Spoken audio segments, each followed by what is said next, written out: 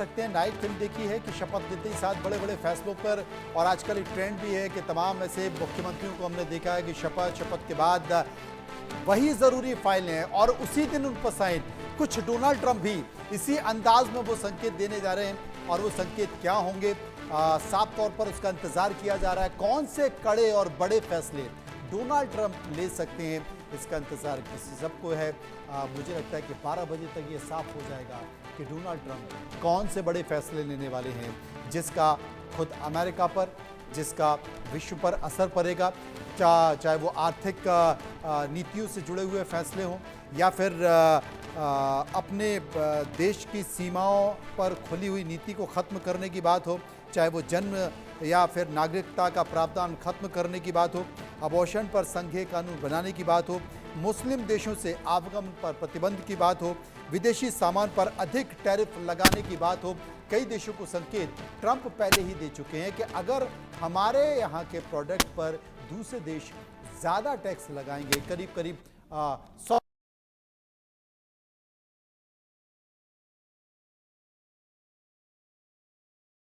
बताने कि सामान महंगे करने वाले रेगुलेशन का खात्मा भी होगा, यानी कि डी रेगुलेशन भी हो सकता है। इसका संकेत है अफगानिस्तान की जवाबदेही भी तय होगी। आप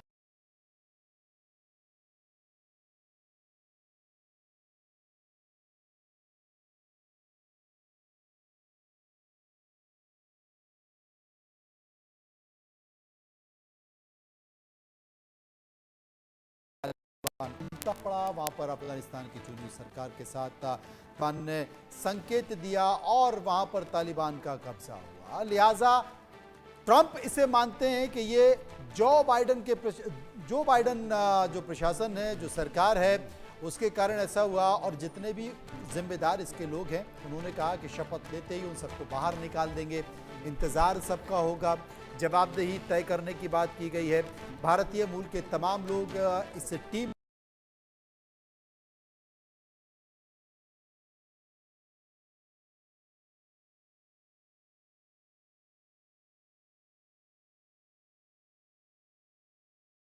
विवेक रामास्वामी भी है, काश पटेल भी हैं, तुलसी गाबार्ड भी हैं और वाइस प्रेसिडेंट उनका भी भारतीय कनेक्शन भी है। लेकिन जैसा मनोज अभी कह रहे थे, रात के 12 बजे भारतीय समय अनुसार ये साफ हो जाएगा कि वो कौन से फैसले हैं जिन पर ट्रंप साइन करने वाले हैं। हम इसे इस तरीके से भी कह सकते हैं कि संबंधों में किसकी सुबह होने वाली है और किसके 12 बजने वाले हैं, ये ठीक 12 बजे पता चल जाएगा ट्रंप किन फैसलों पर साइन करने वाले हैं।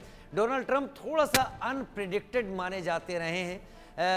कट्टरपंथी इस्लामी कट्टरपंथ को लेकर बहुत ज़्यादा मुखर रहे हैं और कभी उन्होंने इसमें बीच का रास्ता लेने की कोशिश नहीं की है। अपने बयानों को उन्होंने सीधा, साफ, स्पष्ट सबके सामने रख दिया है।